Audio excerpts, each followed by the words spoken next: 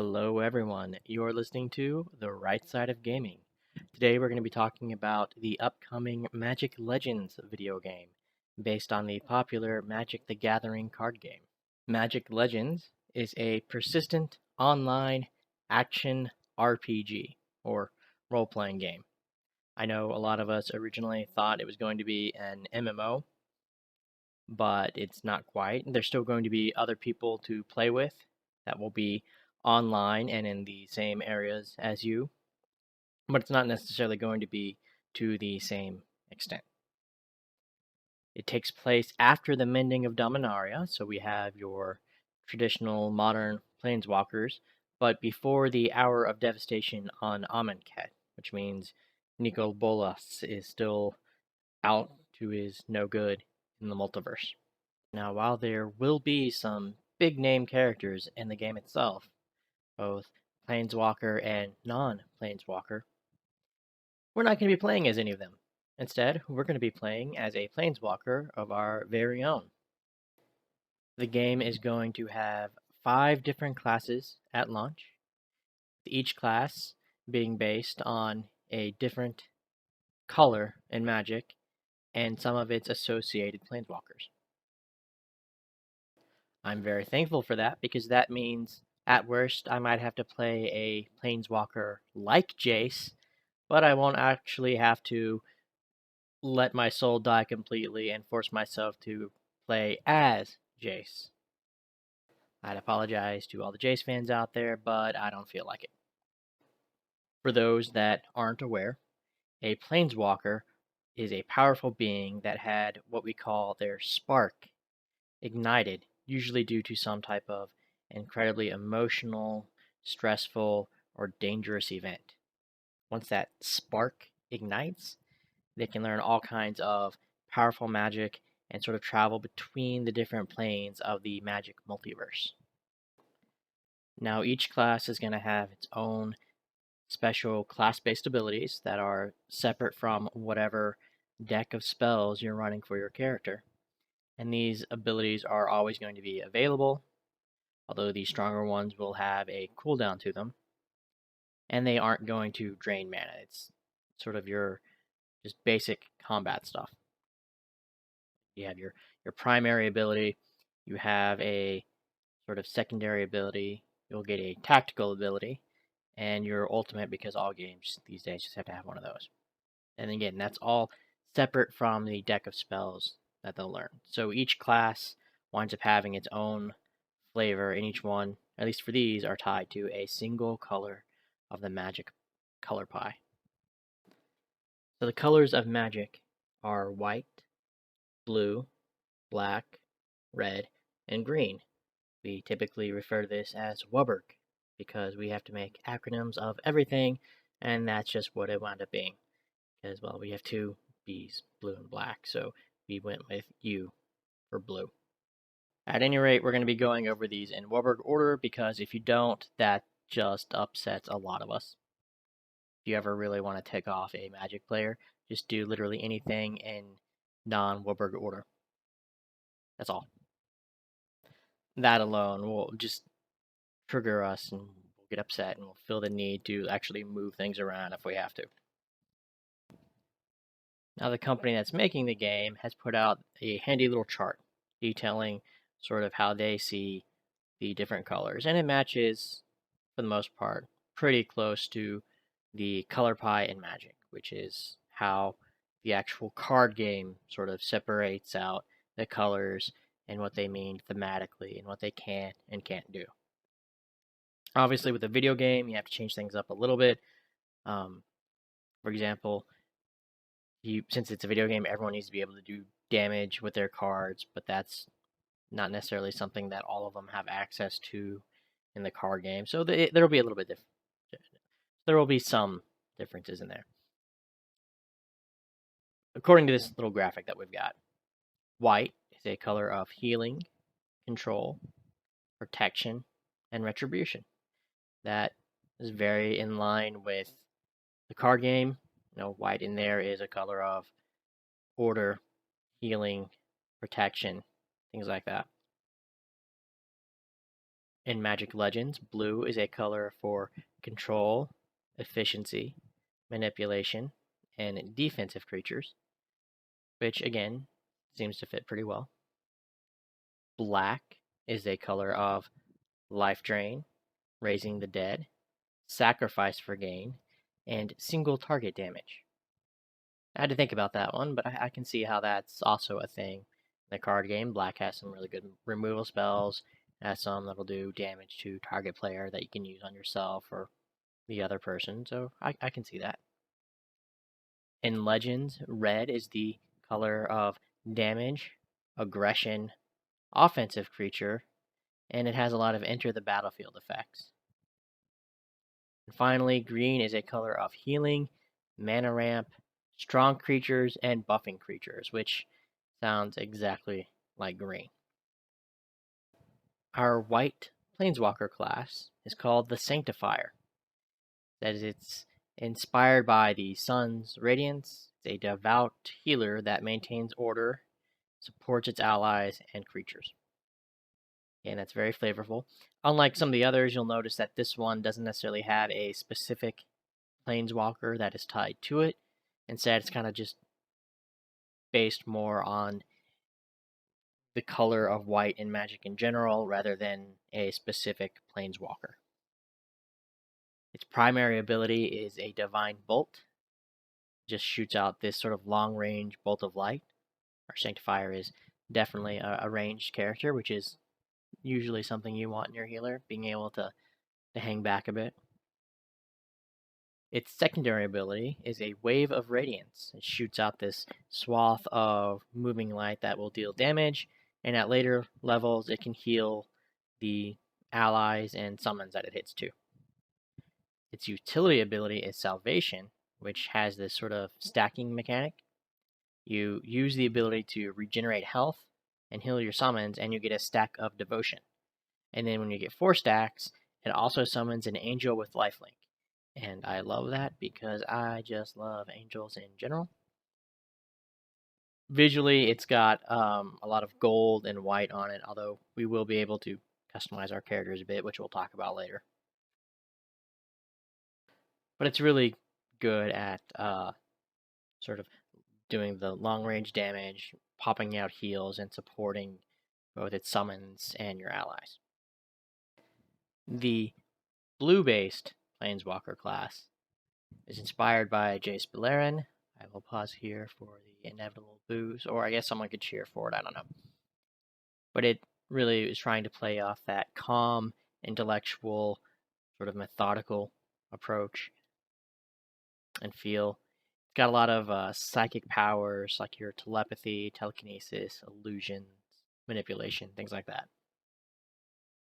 It's a little bit more of a medium range class, because that's about where its distance on their primary attack is. I don't think we know all of the abilities for it yet, although we do know it has that sort of mid-range primary attack. We also know that its ultimate shoots out sort of these psychic tentacles, and they cause the enemies around you to attack each other instead of you. So your enemies are attacking each other, and then you've got like you and your summons attacking your enemies. It's very sort of a psychic controller type of ability. It's a little bit vulnerable physically. I mean, this isn't necessarily an inherently tanky class, but their abilities try to offset that by preventing damage and stopping enemies from hitting them. So you get a lot more of the control versus endurance that you might see in some of the other classes. The idea is sort of, you can try to lock down enemies, try to do a lot of debuff and control effects. And design-wise, it's supposed to look very fluid. It's got like the little floating mana orbs instead of like an actual weapon. I think the Sanctifier had like a staff. The Mind Mage just has like these floating orbs, I guess, that you use to shoot out your effects. And we get a lot of like, blues and vapor effects, a lot of like watery and air type of effects that you kind of just associate with blue. The black associated Planeswalker class is the Necromancer, which is inspired by Liliana Vess, who is one of my favorites, so I'm happy about that.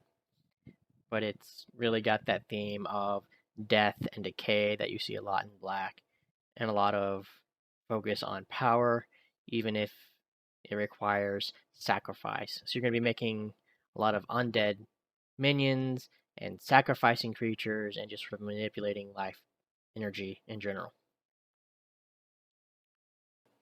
There's going to be a lot of balancing life gain and loss because you'll be gaining life and paying life, be creating creatures and sacrificing creatures. So it does sound like it's going to be a little bit tactical, but it does a lot of things with dots, which is a damage over time effect, and hots, which is a healing over time effect. So if you're not familiar with those terms, because I know they come up a lot in MMOs, but I think they come up in some of these types of games too. You put a little effect on your enemy, and every so often, like maybe every couple seconds, it ticks and does damage. So instead of doing a bunch of damage all at once, it just sort of spreads it out. And then the same thing with the hots. Instead of healing yourself or an ally all at once, it just sort of spreads the damage out a little over time. Now the Necromancer, we actually know their abilities. They have a primary ability called Grim Siphon, which is a mid-range ability that does damage and applies a dot to the enemy if it hits, and a hot to the player. So it's like you're, stealing life from them. Its secondary ability is called Grave Upheaval. It damages foes and creates 2 skeletons. Then it has a utility called Soul Wither. Creates these sort of skull-shaped clouds around the player that provides a slow and dot to nearby enemies. And players can move through them and are healed for a percentage of damage dealt by the dot. So again, the idea is to summon creatures, spend life to get draw spells, buff your creatures, whatever. Sacrifice a creature to heal back, and you have your siphon top off. So it's a lot of up and down resource management. It plays to a lot of these sort of dark designs that you see in Liliana and similar characters. A lot of black, a lot of purple, a lot of sort of gothic imagery. Next, we have the Geomancer, which is our sort of red mana based class. And this one we've actually seen in one of their recent live streams. So if you actually want to go and watch it play out, you can. The link or the name of the channel, if you just want to search it up, it's under Magic Legends. It's got the little colon after Magic. And it's a pain to find, because I know if you just search like Magic Legends YouTube, you have videos from other video game sites and stuff come up before you actually find the actual official YouTube. But it's on there. It's on there. In fact, I may actually just straight up link the channel itself in the description below if you want to take a look for that. But they played through with the Geomancer, and this is a melee class that's really playing into the red archetype, a lot of passion, fury, fire, earth. It used Koth as its base, which I know a lot of you are thinking, wait, it's red, shouldn't it be Chandra? Well, there was a Planeswalker back in the Mirrodin sets called Koth, and he did have a lot of this sort of magma fire thing going on. So it wasn't just fire, you also had like rock and earth, and that's a great way to theme it so you have a little bit broader, I guess, a little more to work with, broader themes than just straight up fire. They really want to play up that durable, aggressive type of character with this. So it's got a lot of strength, a lot of mobility, pretty durable, but it's, you kind of have to make sure that's all balanced and not necessarily overpowered. So if you have a lot of strength and mobility, that makes me think of, say, sort of like your rogue type characters where they kind of squishy, but they're trying to get behind people and just do really big burst damage. Or you can have like high strength, and be really durable, but may not necessarily have the best mobilities as like your tank characters. And it's really hard to try to balance it out. So I'll give them credit for that. They seem to have done a good job, at least in the stream I saw. But to help with that, the Geomancer has a shield mechanic that is generated passively in combat, and you can also get little bits of shield through certain spells and class abilities. But it will mitigate damage if you keep it up, or you can unleash it for like a little damage boost.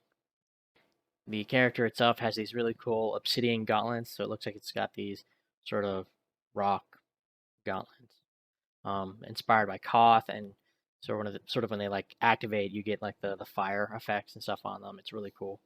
They really played up the fire shapes and colors and all that. His primary attack is literally just going up and punching things, so it's a melee character.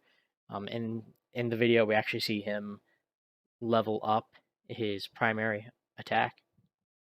So instead of just doing this combo punch, it's like these combo punches and then this like earthen spike shoots up out of the ground, and that was pretty cool. It had this tactical ability that just sort of leapt and just created an explosion where they landed, so you have the ability to get in and out of combat really quickly and really easily. I think they said in the stream that when it leveled up, they got a second use of it, so you could have two charges, so you can go in and out real quick. Its special ability does sort of a AoE around them, and it will consume a little bit of shield to do additional damage. And they actually have, I think, the names on one of these sheets. So the primary ability for them is called Magma Fist.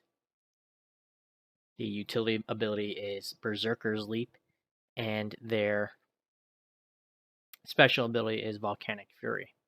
And then we got to see their ultimate, where they actually turn into sort of this giant magma rock monster, and got to like push, you got to punch things, had sort of these knockbacks, pulls. It was just really big and aggressive. Finally, we have the green aligned planeswalker called the Beast Caller, inspired by two different planeswalkers, actually. The first being Garruk Wildspeaker. I think he's sort of like the primary one. And then Nissa Ravane for the secondary. And you get sort of the Untamed, beast part, a lot of the like beast focus abilities from Garruk. And then with Nissa, you get some of the restorative and elemental stuff. And I think that makes a little bit of sense. It also explains why we didn't necessarily have a specific planeswalker for the white character class, because I think with those, I think of Ajani and I blanked on the name for a sec. The Ajani and Gideon, and they tend to be sort of those big buff smash things up looking characters, and while that works in green because you have a little bit more to put with it, I'm not sure there's really necessarily a famous white planeswalker that is more magical. But here we've got some other types of green magic characters to pull from, so that worked out pretty well. They've got winds up having a really sturdy character that can be offensive, defensive, offer support. They sort of just walk into melee combat, and they've got this big mana axe and the cutest things, a little Aether Fox, like this little animal made of green mana, and it's really cute. But the Beast Caller wants to summon and buff up a lot of its creatures, and the little Aether Fox is always present. You don't have to summon it, you've just always got this cute little fox following you around. But you've got your primary ability where you're just, smashing people near you with your axe. Pretty straightforward.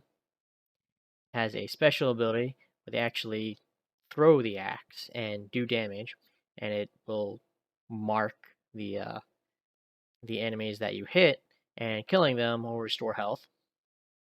And then finally, your utility power will heal both your character, your little Aether companion, and will also give you like a little hot, and there's also a little teleport ability to it too. But again, they play up the sort of the earthen and forest sort of feel to the character really well. While we talk about each class sort of having an associated color to it, that's just for the class itself. It doesn't really determine what type of spells and cards you can use. That's a separate issue entirely. Class is just one part of your loadout. Whenever you pick your starting class, you get sort of a starter deck, based on that class chosen in the tutorial.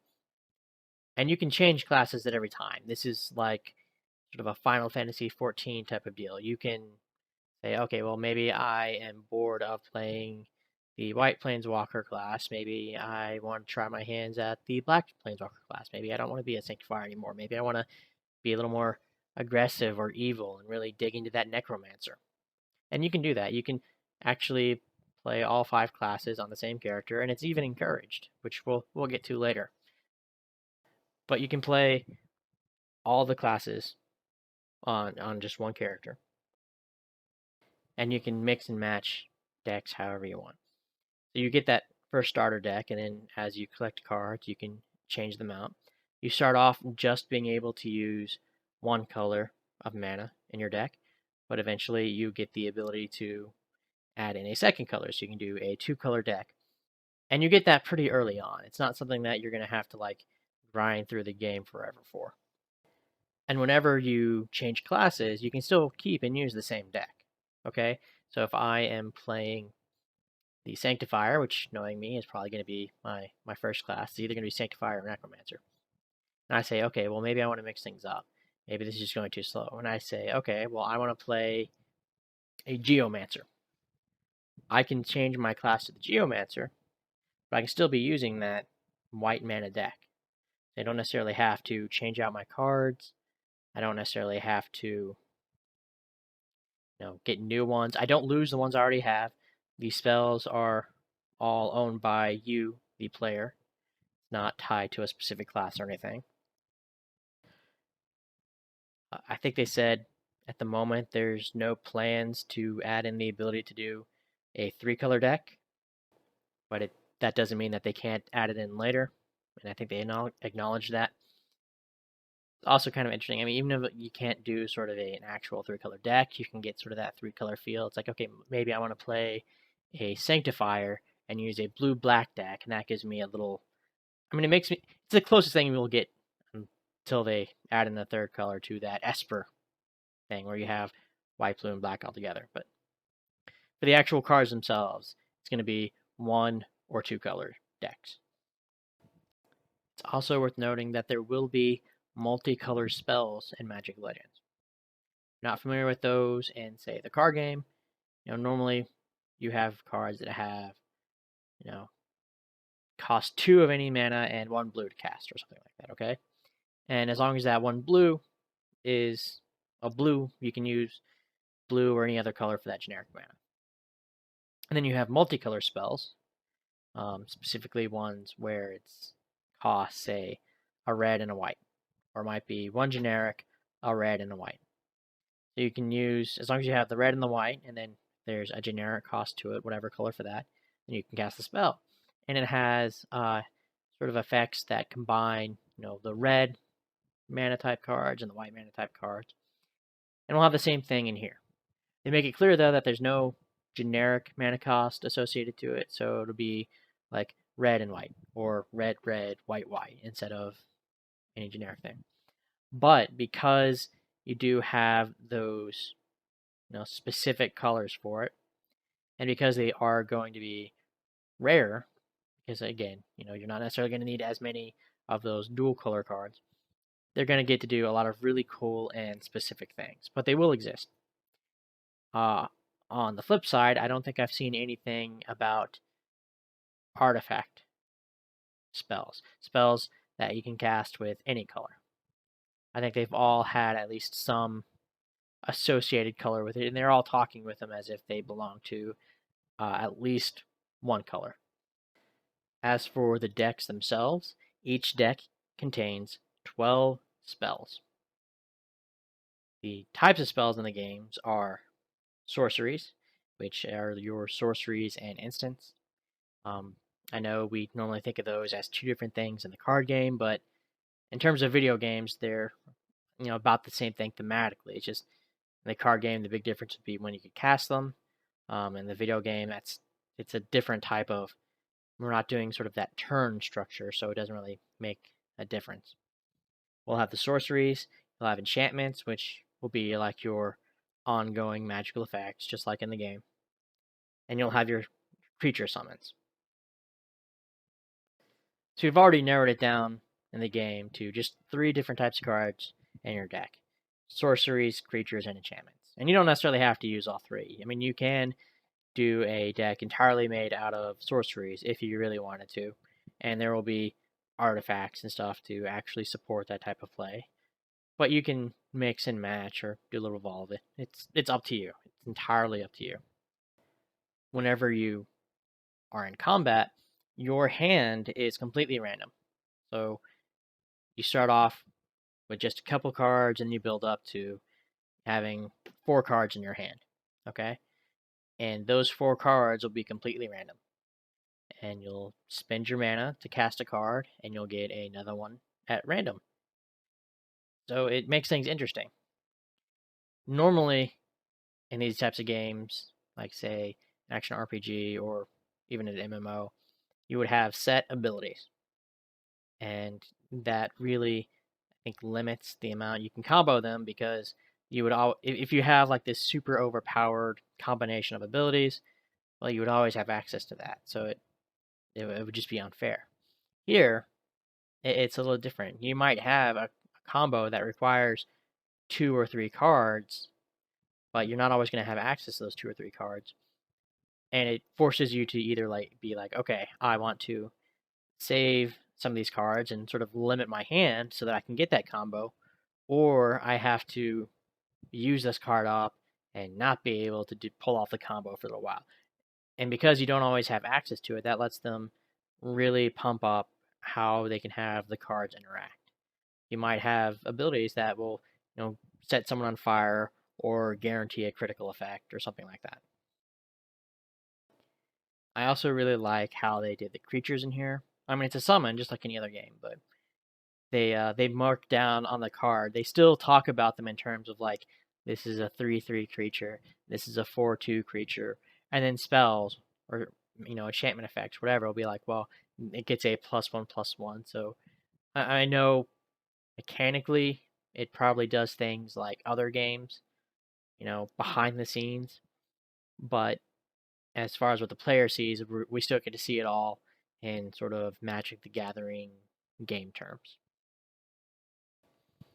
And it's not like you start off with every spell everywhere, okay?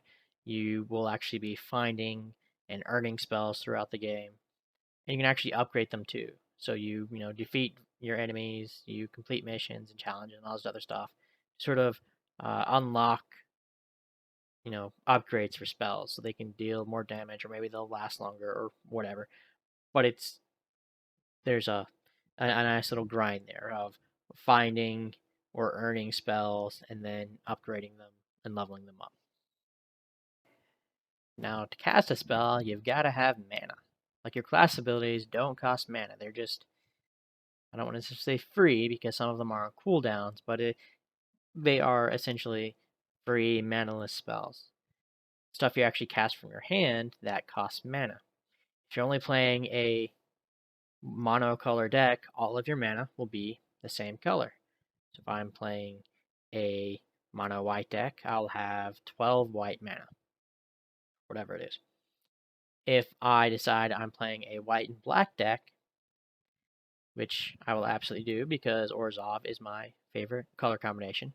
Again, if you don't know, Orzhov is a guild from Ravnica, which is a specific plane in Magic the Gathering, and it has these little guilds that are based off of all the 2-color combinations. So whenever we talk about a 2-color combination, we usually stick with the name of the guild. So when I say I love Orzhov, that means I love the black-white combo.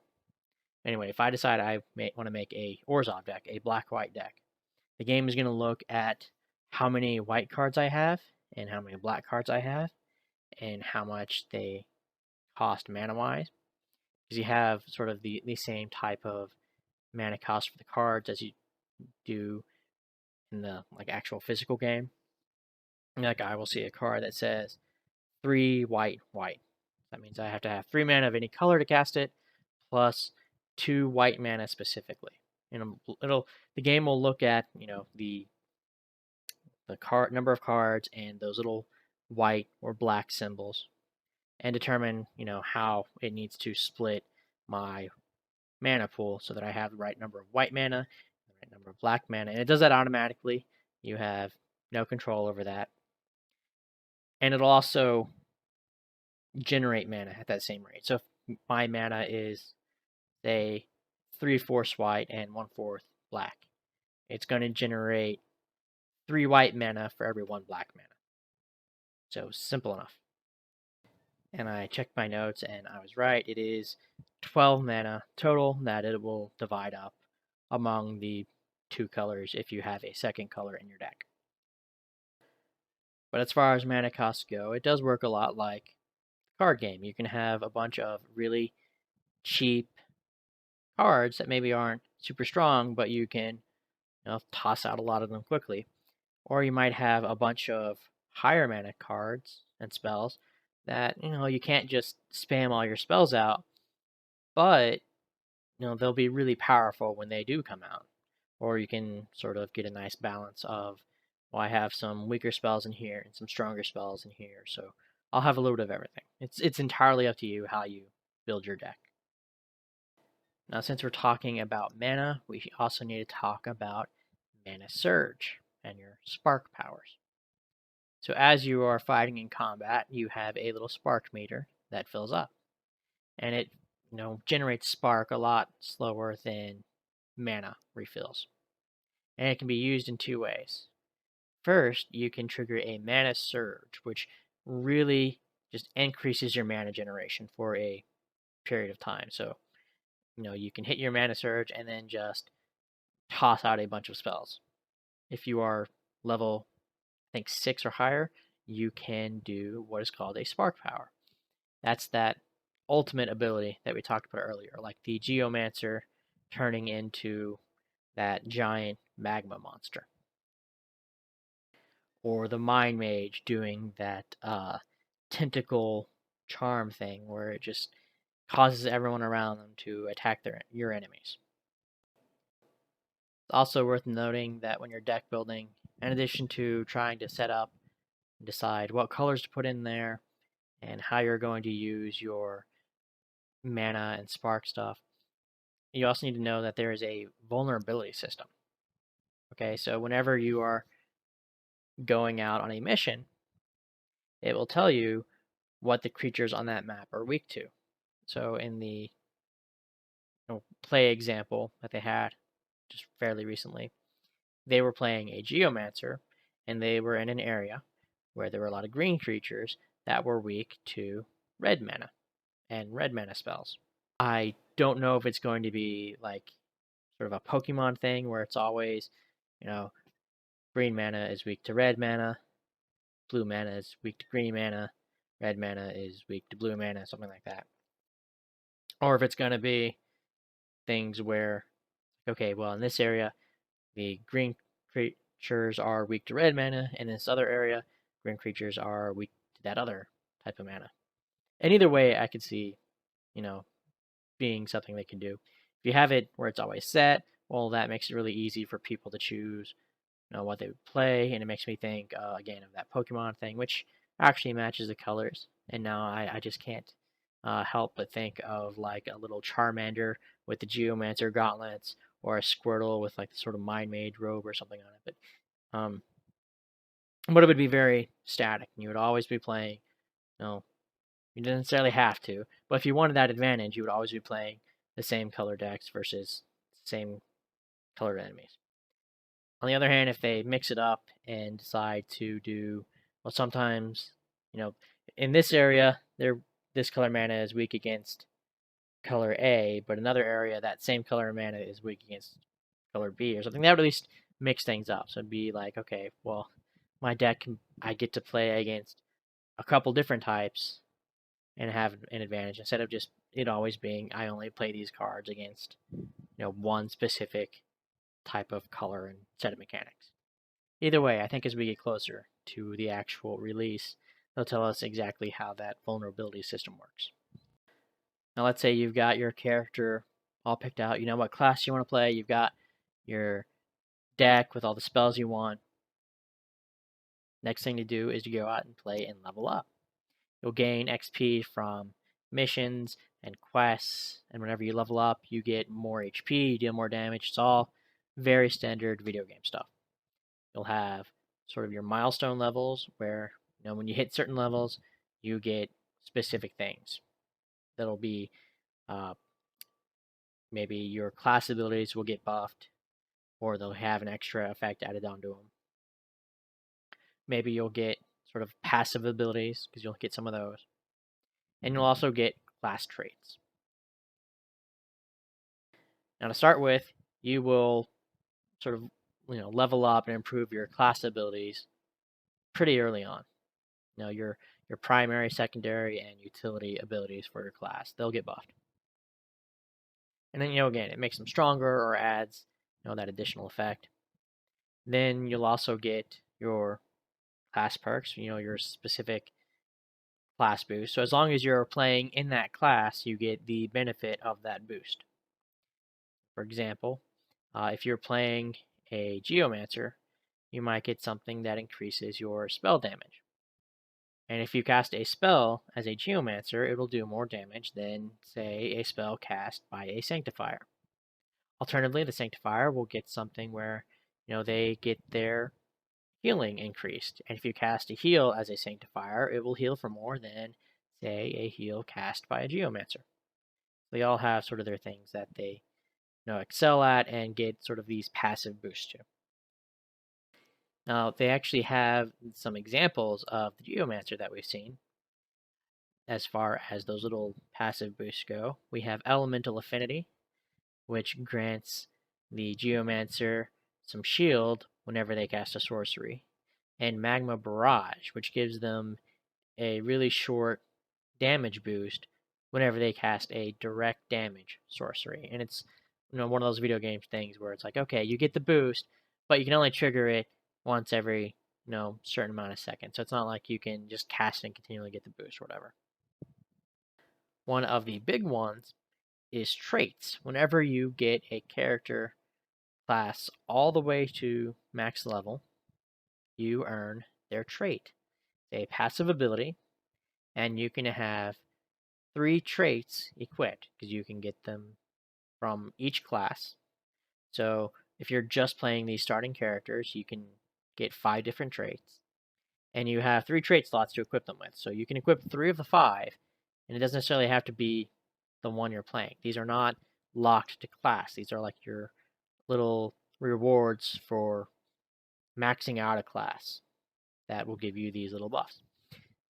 They have some examples. So for the Geomancer, they had Heart of Iron, which said when you're reduced to 0 HP, you automatically revive with a portion of your health and are immune to damage for X amount of seconds. It can only be used every 2 or 3 minutes.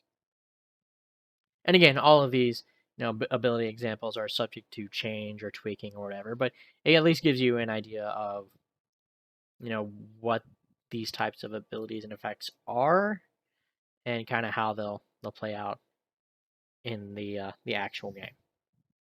They also gave the example for the Mind Mage trait, our blue Planeswalker class, called Psychic Prowess. Casting non-creature spells grants a +1/+1 to a random creature the player controls for X seconds. So you can see how this stuff might play together. Like maybe you are playing a Beast Caller where you have a bunch of creatures and you're trying to buff them. Well, playing through the Mind Mage will give you, just a little bit more potency when you do cast, one of your buffs, because you're also going to be buffing a creature not just from the spell, but from this little trait ability. Now you do have to level all the classes separately, but again, they all share the same spells, and everything else that you sort of have and use to progress. So you don't have to reset your entire deck or something. You don't lose your deck or anything like that whenever you change classes. So you're not losing, progress if you decide to play a different class. And you can still, level up the stuff you already had while you're leveling up that different class. They've also stated that there's going to be a Planeswalker progression system. So it's not just tracking individual Planeswalker class and level, but the combined level of all your Planeswalkers under this progression system. And it will reward you with various things or bonuses or whatever based on your progress of leveling up your total amount of Planeswalker levels. Now, in addition to your class, your spells, and all that, you can also equip artifacts. These are things you equip outside of the deck. You're not casting artifact spells or anything like that, like you might in the game. You're not playing artifact cards. These are just things you equip and they give you bonuses. And according to the devs, they felt like in the card game, a lot of the essence of artifacts was in deck enhancement, so they're kind of carrying that over. So you equip them and it gives you bonuses as far as like what cards you play and can kind of change up how they all sort of interact. So you have 3 different artifact types. You have lesser artifacts, greater artifacts, and legendary artifacts.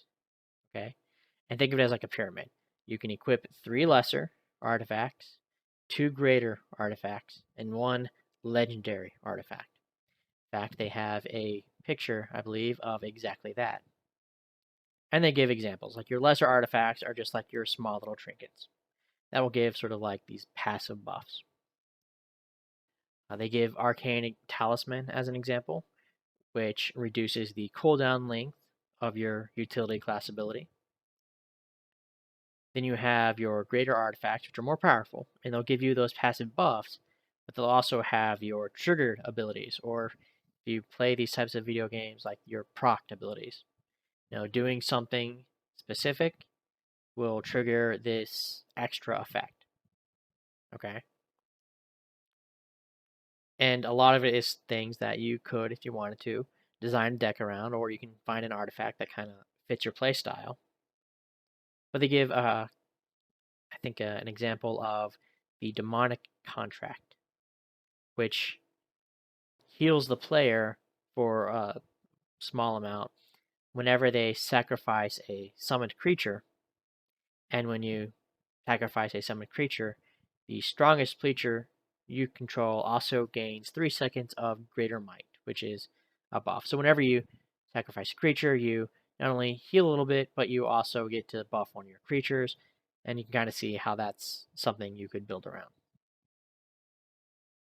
Finally, you have your legendary artifacts, which give basically stronger effects. An example they give is the Boots of Vinewood, which is whenever you cast a creature spell, you're going to deal damage to enemies between you and each creature you currently control. And then those affected enemies are going to be rooted for a small duration. But you can see how these artifacts would be something that you would want to find and equip. So each artifact is a unique random drop, and you can get them from relic caches while exploring. Some of them can be crafted. There'll be other ways to get equipment in the future. It looks like we'll get to events later, but a lot of it for now is going to be like your relic caches, your crafting, and all that.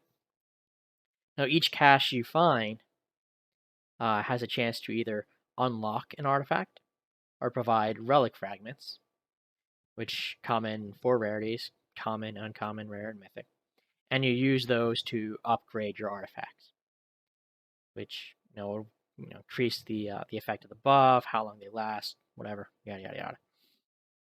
Now, as you level it up, the amount and the rarity of the materials required to upgrade them also increases.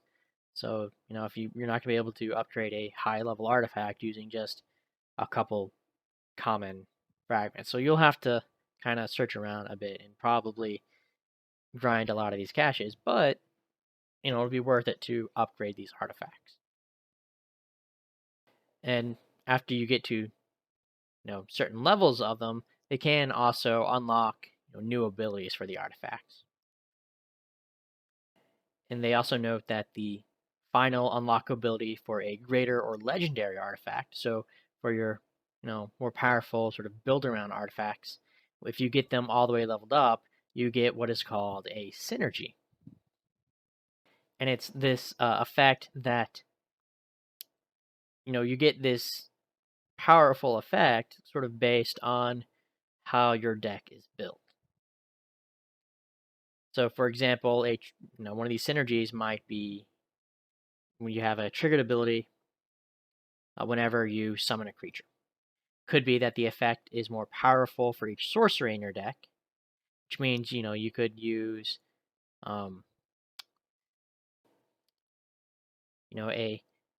bunch of creatures, and that would mean you'd have fewer sorceries, but you get to trigger it more often versus just having a few summons in your deck and a bunch of sorceries, so that the triggered effect doesn't happen as often, but because they're getting a boost based on how many sorcerers you have, you get that bigger, more powerful effect when you do actually summon a creature.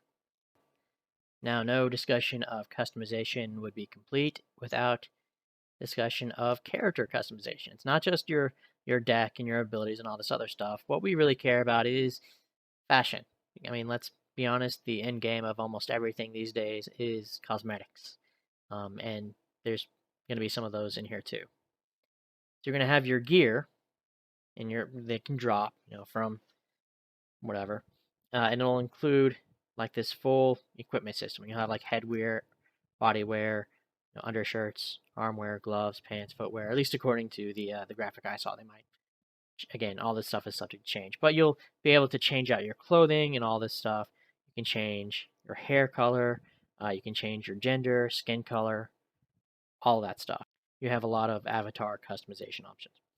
And I really appreciate that they're not gender locked, because I love playing like your dedicated healer classes. Those are almost always female, and it's nice having that option. Normally, I don't get that. And I know a lot of people are like, on the other side where it's like, I wish they had more female characters. I'm always stuck playing a man, and I don't like that, and I get that. But no, you can play a male or female sanctifier, a male or female necromancer, etc.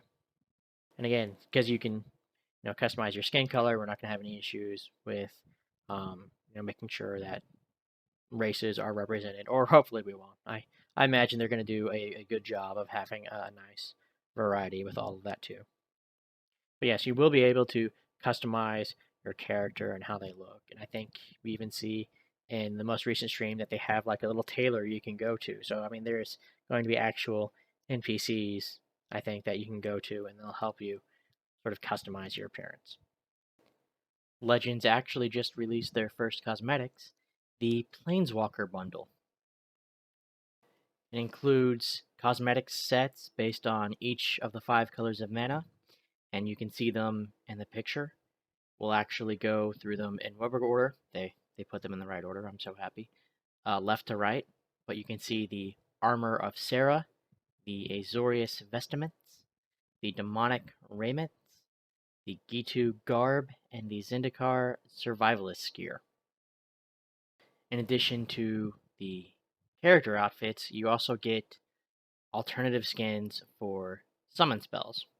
So you get a Wrathful skin for the Light Piercer Angel, a Tinkerer skin for the Academy Wizard, an Ashen skin for the Volatile Thrall, an Obsidian skin for the Earth Elemental, and a Jungle skin for the Enormous Baloth. Finally, and this is the part that worries me just a little bit, we get 2 things that I think are unique to the bundle.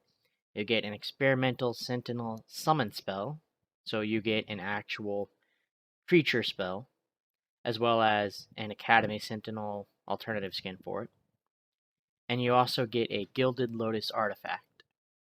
So it's possible that the only way to get this particular creature summon and this particular artifact is by buying them, or they might still be in game. We don't really know just yet. But the bundle itself is $40, which seems steep, especially when it says that that is a 50% package discount. So I have to assume that all of those things they believe to be valued at about $80, which means that each scan is probably going to be around $8 each. I don't know. I feel like the community themselves will have to decide if that's reasonable or not. I know a lot of the stuff in Neverwinter, which is one of their other games, seemed kind of expensive to me, but some of the people arguing about it seem to think that that's in line with what's reasonable in the community. Of course, what's reasonable and normal may, still be expensive, but we'll see how that goes. I'm just here, thinking for $40 I could get an entire video game, which would be full of cosmetics because it's an entire game's worth, or a DLC, which would be, again, more cosmetics because there's more gear and cosmetics and all that, plus a lot more content. So I don't know. To me, it doesn't feel like it's worth it, even though some of the skins look kind of cool. I guess it's one of those things where you'd have to pick and choose, or I don't know. But we have the option, and if you buy it, you will get it and have it available when the beta begins, which means you can play through the open beta with your purchase skins. And because your progress isn't getting wiped, it will naturally carry over to the official release. Now, stepping back from the character themselves, let's talk a little bit about the world around us, and most likely have another rant about cosmetics, because that one is definitely going to pop up on this one. You're going to have your own player realm. So, some characters in Magic the Gathering, I think they give examples of Karn and Serra, have actually created their own little personal planes, their own special space in the multiverse. And we're actually going to be able to do that as well, because the developers really wanted to get this sort of system where we would grow over time, and that's going to be what we're using this sort of personal realm for. So we're going to have this personal realm that will be upgrading both the realm itself and the stuff on it. And at the core of each of these realms is the etheric core, which is like aether, your magic energy, because I know that doesn't always come across well whenever you're talking. And you can upgrade your etheric core, and that allows you to upgrade all these little workstations in it. So the workstations on your realm are going to include the Arcane Library, the Artificer's Workshop, the Mana Vault, and lands, and each one does its own little thing. But they all kind of run on this resource called Planar Mana. Okay, so if you want to use your workstation, you have to use or give it, a certain amount and color of Planar Mana, and you earn that by completing missions and ordeals and stuff out, in the world, or by using the Mana Vault. And the Planar Mana follows the color pie, so you can find white, blue, black, red, green Planar Mana. You can also find it. They'll have these little mana wisps in the overworld that just sort of wander around aimlessly. And as they wander around, they will sort of buff up the creatures they fly by. And if you destroy the mana wisp or any of the enemies that it has enhanced, you'll get loot, and that'll include Planar Mana. So you can go hunting for these wisps if you're trying to get a specific color of mana as well. So we start with the etheric core. If you ever played any of those browser or app-based games where you have like your own little city that you have to manage, it's like, oh, I want to upgrade my mine and my core. This is like your town, hall or whatever. It's if you want to upgrade something, you have to make sure you upgrade your etheric core first, because you can't have anything at a higher level than it. You'll also be creating lands because, what is Magic the Gathering without lands? And they represent sort of your overall Magic strength. So you can create specific lands, and the more lands of a specific color you own, the bigger your reward multiplier is for that specific color of rewards. So I can get, if I do one land of each color, I will get a little boost when it comes to, any rewards I get. Let's say I want to focus really heavy on something. Let's say I get, 3 planes, 3 of the white mana lands. I will get a bigger boost, when I get white spell drops or something like that. The problem is, that means that there will be some things where I don't get that boost for. So it's one of those things where you're going to have to kind of balance it. Maybe they'll have the option to change lands, or I'm sure there's a cap on it. I know in the picture we only saw space for about 5, and that would make sense. But at any rate, it's one of those things you're going to have to think about how you want to progress and how you want to spend your lands. You have a mana vault that can gather the sort of planar mana passively. So you can, get some planar mana or set it up to gather some and sort of go out and do your business and have something to work with. The Arcane Library is where you can upgrade your spells, and you can also learn new spells, specifically ones from the starter decks. Let's say you pick the white starter deck. Well, you can go to the station to get the, blue, black, red, and green starter cards. Okay. And it also has new spells that you can't get anywhere else. I think one of the examples that they gave was Goblin Bombardment.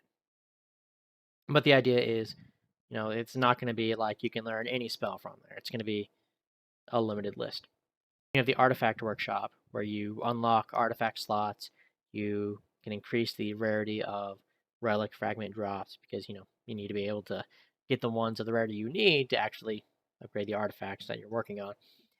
It's where you can improve artifacts, and you can get some new ones.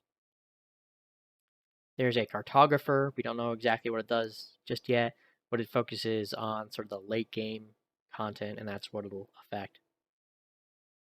But again, these are all sort of things that just run in the background. So you can have your, spend your resources, get your project going, and then go out and play without having to stick around and do anything or wait for anything.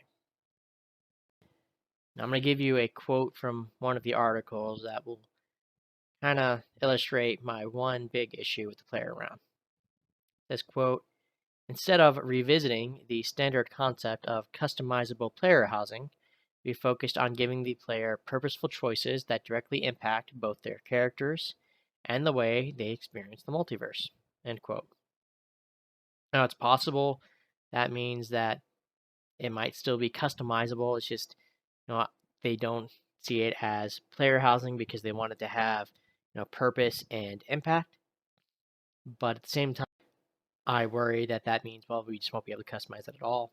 And again, one of the biggest things, in pretty much every game these days is cosmetic. Like, cosmetics are the end game, and that includes your player housing. People like being able to have their own personal space and then being able to customize it. And for a company that keeps talking about, power fantasies, well, you realize that a good chunk of their target audience is probably young adults. And one of the biggest and probably most unlikely fantasies for young adults these days is owning their own home. I think I'm only half joking there. I hope, maybe, I don't know. But it's one of those things where I feel like a lot of players would enjoy that. It would be great if we could customize it at least a little bit. I know they're talking about making it a fully 3D space that you can, occupy and interact with instead of just, it being like a screen where you select stuff. And that would be nice. That would at least be a step in the right direction. But either way, 2D or 3D, being able to customize the look of it, I feel like would go a long way, and a lot of players would really enjoy it. As far as the sort of realms and planes that we haven't created, they've noted a few different planes so far, as well as locations, different locations on one of them. We have Dominaria, and there's a couple on there. We have Zendikar, and we have Innistrad so far. From Dominaria, we have Shiv, which is sort of this red plain. Lots of mountains, volcanoes, goblins, Kavu, which are these cool fire monsters. Probably some dragons. We have Benalia, which is the white plain from Dominaria that was had everyone that worshipped Sarah, and you see a lot of talk about cultists, I think, on that one. And then we have Teleria, which is sort of this island in Dominaria known for its academy, so you definitely get a very blue theme from that one.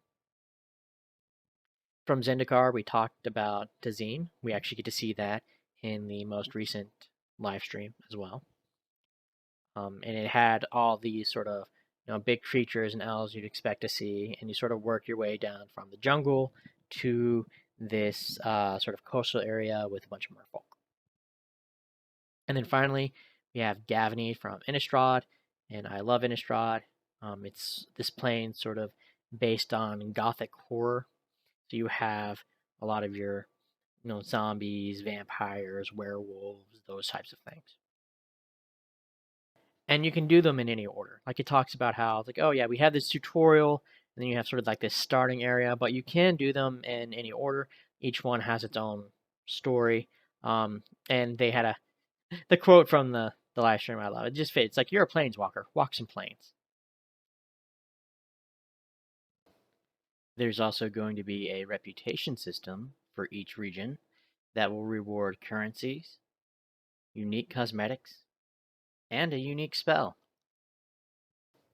If you're really interested in the art portion of these types of things or how they build the planes, the articles on them go into a lot of detail on how like the little individual tiles and things are built. I'm focusing more on mechanic stuff, but I know a lot of people are really into the art behind these video games, and they do give you a lot to work with. So if you're interested in the art portions, I highly recommend you check out the Magic Legends website, which is just playmagiclegends.com, and just click on the news tab, and you can scroll down and see where they talk about the different planes, and you'll get sort of that technical background on how they create the art and all the little bits and pieces that you'll see throughout the game.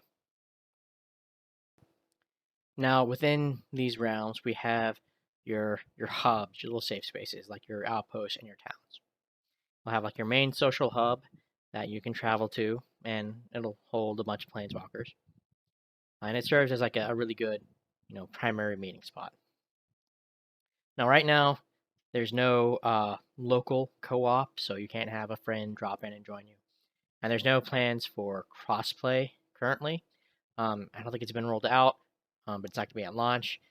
It's one of those things that's getting a lot more complicated because you have to work with the various console people, and some of them are more cooperative with crossplay than others.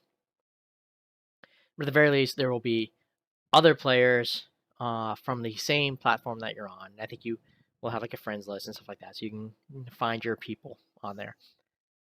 But it's you have a spot to sort of meet up.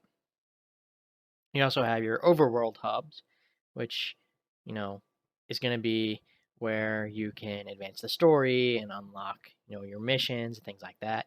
Enemies can't enter those, so you can change your loadout and your decks and swap classes and all that stuff freely in those. Once you get out into the overworld itself, they've got a number of different gameplay options. First, you have your skirmishes, which are just these little events that pop up on the map, and they last between like 1 and 4 minutes, and they are ranked in difficulty. You have your minor skirmishes, your major skirmishes, and your special skirmishes. Your minor skirmishes, again, are going to be sort of the easiest ones. They're only going to take about a minute. Now, they're very simple, and they basically have an event or a fight that's sort of themed on the region, and you're going to at least get more gold and spell shards than if you're just fighting the random creatures out in the overworld. One of the examples they give is, maybe you're on Shiv and you have to fight off a small group of goblin raiders to save the village.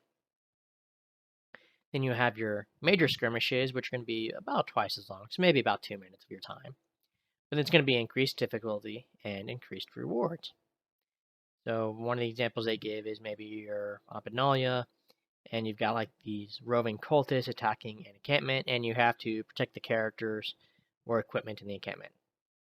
On the stream, we actually got to see them doing one of the major skirmishes in Tazim.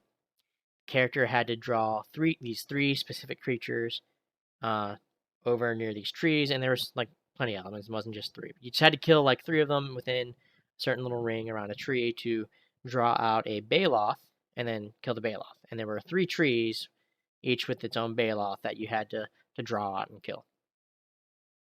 Now the major skirmishers will give more loot than the minor skirmishes, and they're also more likely to unlock new spells.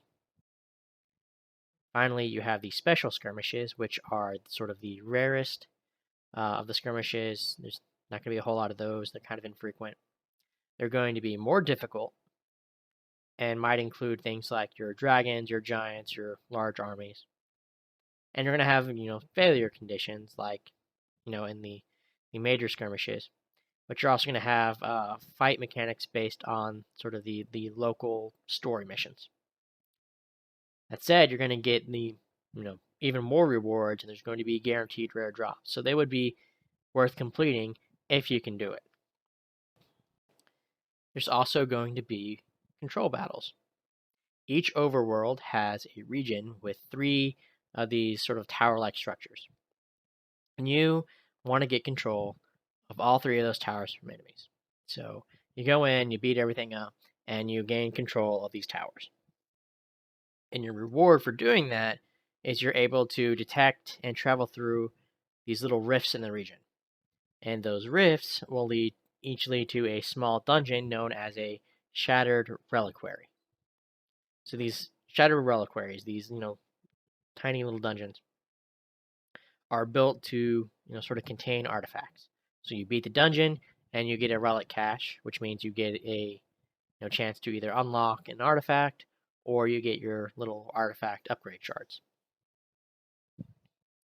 We also have like the little mana wisps floating around the map, which we've already talked about, but you can defeat those, or the little enemies that they sort of buff up as they move around to earn planar mana, which you can use to spend as a resource back in your own little personal player round. Each region also has a number of instances in it, and it comes in a couple types. You have your instance missions, which you can do solo or with 2 friends, or you can join a queue, but it looks like it's going to be 3-person missions. And you can use the cartographer workstation to get more ways to explore those instances.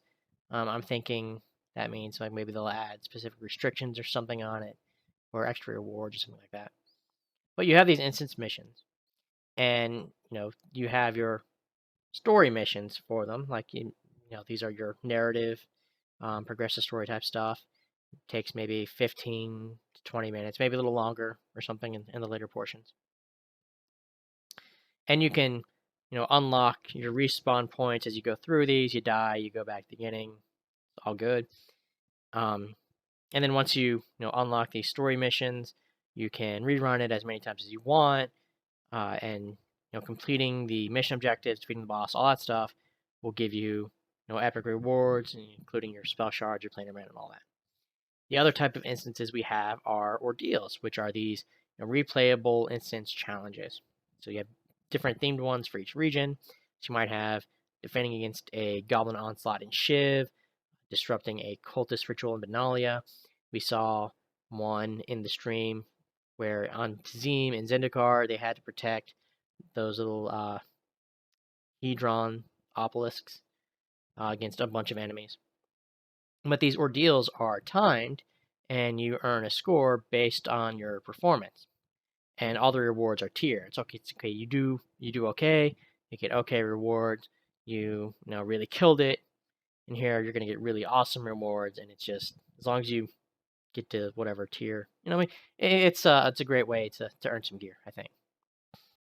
You have a number of difficulty modes. You have your normal difficulty and hard, both of which are available right off the bat, and you can unlock higher difficulties like expert difficulty. So you can go back and replay a lot of this, your story missions, your lore deals, and all that stuff at a higher difficulty for more of a challenge and for better rewards. And I don't think it's going to be a major deal to replay, say, a story mission. I mean, they make it pretty clear the story is an important part. They worked with Wizards to really make sure it fit the canon. It's not necessarily a story-driven game. It's not like the major part of it. I mean, everything has a story that ties together, but we're not making story choices or anything like that. So if you can go back and play, but it's going to be for the challenge, for the rewards, and not necessarily to be like, oh, well, what would happen if I made this other choice? Like, no, it's not in there. It's just going to be, you're replaying this for the gear and the loot. And it's also worth noting you can do those solo or in a group. And it's for either part of it. Like you can do solo dungeons, your solo ordeals, or you can play them in a group. Likewise with story, you can do them solo, but if you want to invite friends along, you can do those in a group as well. And they all scale based on the group. And that works really well for ordeals because you have to get a certain score threshold within a limited amount of time, so you can really rack up the score with other people in there. Speaking of other people, one of the things I liked that they showed off is they have these little arenas, these little mini boss fights out in the overworld, and there's like this little barrier, you get up to it and you stop, and it pulls you in when you're ready. So if someone is lagging behind the group, it's not like you all get in and someone gets stuck behind. It it has like this little, okay, let's wait for everybody type of mechanic, which is great. Just a couple little odds and ends to go over while we're just sort of talking about the overworld. Each region has, not just its own story, but they all have their own little traps too. So Tazim has roots for their traps. Like you're in the jungle, you have these little roots that pop up and vines, whatever, and you get slowed or rooted. I think they gave the example of metal on Benalia or whatever. And since we are experiencing most of the story in this, overworld section, it's worth noting that everything is fully voiced and they have like little dialogue at the bottom, so someone like me can follow along because I find that really helpful.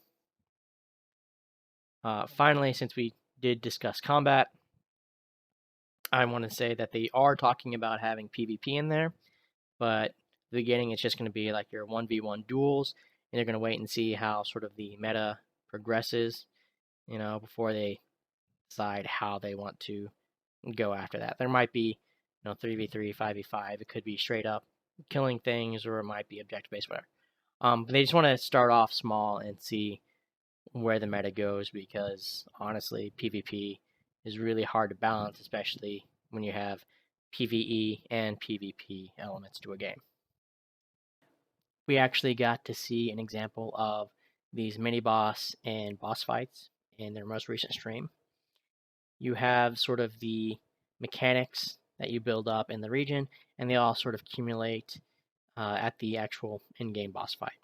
You might see one thing where it's like, okay, you have to hit these little hedrons to, change the direction so that they shoot at the right thing, okay? And then there was one, it's like, okay, well, you have to stay out of the water because the water will damage you. And then at the end fight, it's like, okay, well, you have to knock the hedrons, so that they, aim at the right spot and shoot down this guy's shield. And you have to stay out of the water. And he also has this little AoE thing that he pops out. So you can sort of see how everything sort of comes together thematically and mechanically in each region. While we're talking about combat and balance, they did discuss sort of the mechanics and the system behind a lot of the combat. They call it the director, and it determines when, where, and what enemies will spawn. It's not all purely random. It takes into account your progress, and they sort of compare it to like a film director, which I guess is where the name comes from, or like a DM, okay? And it sort of controls like the pacing and all of that of a fight. So there's two parts to it. First, they have the sensing part, where it monitors your progress and tries to sort of estimate how intense your experience is. And it tracks that little intensity score. And it goes up whenever you take damage or defeat an enemy. And the goal here is to have that intensity score rise and fall. In addition to the sensing component, we have the second part, the acting component, where it tries to make the intensity value go up and down. So to build it up, it will periodically spawn new enemies. And the longer you're in that sort of build up phase, the more ferocious, enemies you'll get. You'll get greater challenges, greater rewards, all that. If it goes above a certain threshold, you wind up in sort of this relaxed phase, where you still need to deal with enemies, but you get sort of a chance to catch your breath. The spawns will be, fewer and less challenging enemies. The director has two kinds of enemies it spawns. It has wanderers, which wait for the player to engage. So it's just sort of like your, the non-aggressive creatures. Or the hunters, which seek out the player. Those are your very aggro creatures. The hunters are more challenging, and they never spawn those in the relaxed phase. So, while you're in that relaxed phase, you're just going to have the enemies that pop up that don't do anything until you start smacking them down. Now, enemies may occasionally spawn as legendary creatures, which are stronger versions, and they get extra abilities on them like Death Touch. The article that goes over this also had pictures for like Chilled and Swiftness and all this other stuff. But Death Touch is what it sounds like. It's also worth noting that those stronger enemies that give like the boost or the boss or whatever, those appear more in higher difficulty settings. So you may only come across them rarely in story mode, but you bump up to hard mode, okay, you're going to start getting a little bit more of those. You bump the difficulty again, you start getting more of the legendary creatures, and you fight them more frequently. For each mission, designers have set a mode on it that has like a list of enemies, so that you're only fighting enemies that are thematically appropriate, but has enough variety so that it's not exactly the same every time. So it's like sort of the computer's deck. Not always going to draw the same cards, but at least it's a nice, theme deck where everything's going to be similar. As far as where it spawns them, it kind of understands the playable area and where enemies come from. So maybe there's a tent or something, and it'll have them spawn so that they come out of the tent. If there's nothing, that works for the area specifically, they'll spawn them just out of view. So it's like, oh, well, yeah, it was there the whole time. They don't always go into sort of the background for all this type of stuff. So I thought that was a nice little piece to sort of understand how all these fights are going to play out. Now, if there's anything more unpleasant to talk about than how we're all going to be horribly murdered, it's monetization, because that is definitely a tricky subject these days. They've made it very clear they're not selling content updates or playable missions. You can play everything in the game without having to spend money. The items for purchase are going to be alternative options. Not going to give you any numerical advantage. And we'll come back to that. Because that's one of those things, it's always easy to say, but it doesn't necessarily work that way in practice. They say that there's going to be an in-game currency exchange similar to Neverwinter, which I have played. You can basically use some of the gold you earn to buy the cash shop currency, or vice versa. You can sell cash shop currency for gold in-game. I think they said the currency earned through play is Aether. Now there will be booster packs, because that's a big part of Magic the Gathering, the card game. Makes sense it would be in the video game. But to be clear, booster packs are loot boxes. Okay? So you'll have these booster packs you can buy to collect spells and spell shards, and you might get other items in them like unique artifacts and spells. It's also possible to get, unique classes, by buying them. Okay? Now they make it clear they're not more powerful, they're just different. But if unless it's just an exact rescan or something, then it's going to be different enough that it might make a difference. Because if there's anything games have taught me, it's that, yeah, we might think that they're equal, but a lot of times you'll find that, oh, this class is noticeably better than this class, or they'll have an advantage. And that doesn't necessarily mean it'll be the playable classes that do it. Doesn't necessarily mean that it's going to be noticeable, or that it won't just be a reskin or something. But it's one of those things to look out for, and it's one of those things that we'll have to see how that turns out. It could be just fine. It could be absolutely horrible.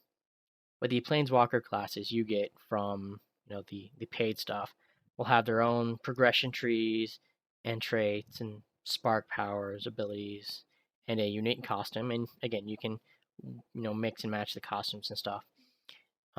But it will basically be extra options. So it'll be fun, especially to see the traits, because again, unless they're exactly the same and you can't equip two of the same ones, if you have these paid Planeswalker classes, that definitely gives you a little more option when customizing your own character. They've also stated that there's going to be a battle pass system for progression and rewards. So you'll get like your little currency packs, you'll get costume options, you'll get unique spells and artifacts, and then there's going to be a paid track that includes more of all of that. Finally, they were saying that there's going to be regular events. And again, it's going to be free content, so it's not like you have to pay to get into any of that. But those events will have your new spells and artifacts and playable classes and all that. You can participate in the event and do all the work, or you can buy an event buyout where you get all those things. I've also stated that there's going to be convenience items available at launch for like your loadout slots, deck slots, XP boosts, and things like that. It's nothing that's required, it's just to speed up progression, which, I mean, at the very least, it doesn't sound like it's play to win yet, but we'll have to see, especially if they do go into PvP, how maybe some of those paid Planeswalker classes and some of the paid specific stuff turns out. Now, just to tie up some odds and ends, they are looking at implementing a guild system where you would have a group of people and make it easier to group up, easier to chat, and they might expand on that later. They are working on leaderboards because it seems like a lot of people wanted that. I guess, who can clear this dungeon fastest or with the highest score or whatever. Those may or may not be at launch. It could be later before we get those. When they do events, we may see these spells and artifacts that were available through the event available afterwards, so that if a player didn't get them in time, they might still be able to get them later. Finally, the open beta starts March 23rd for PC. There will be a console release later this year. There's no word yet on whether or not there will be a console beta, but there is going to be a PC beta, and all the progress you get on the PC beta will not be wiped once the game goes live. So you can start playing in March and keep your progress, which will be great. Okay, I think that's everything that I needed to cover. I had a good 10 pages of notes, so it's entirely possible something I had slipped by me. But I think that's enough for everyone to kind of get an idea of how the game is going to play and whether or not it might be something that they're interested in. I would love to hear your thoughts on this. It'd be great to get a discussion going. I definitely want to hear what people are excited about, what they might want to play, character, class, spell, any of that stuff. Like, I know personally, I'm really looking forward to the Sanctifier and the Necromancer. I love Orzhov decks, so it doesn't matter where I'm playing. It's probably going to have a white-black deck. And I'm really happy that, according to some of the screenshots and some of the spell descriptions, I'm going to have plenty of angels to play with and toss out. So I'm really happy, but I would love to hear from the rest of you. What gets you going on this? As always, if you'd like to leave a like, a comment, subscribe, it's great. I would really appreciate it. If not, that's okay too. I understand. Either way, I hope you have an awesome day, and I will catch you next time.